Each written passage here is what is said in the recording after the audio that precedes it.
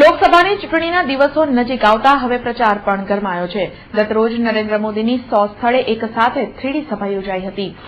ચૂંટણીની તારીખ નજીક આવતા રાજકીય પક્ષો જોરશોરથી પ્રચારમાં લાગ્યા છે। ગત રાત્રે છોટાઉદેપુર બેઠકના જબુગામ ખાતે નરેન્દ્ર મોદીની 3D સભા યોજાઈ હતી।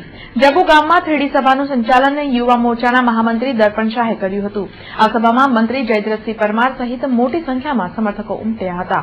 મોદીએ 3D સભા યોજી કોંગ્રેસ પર આકરા પ્રહારો કરતા ભાજપને મત આપવા અપીલ કરી હતી।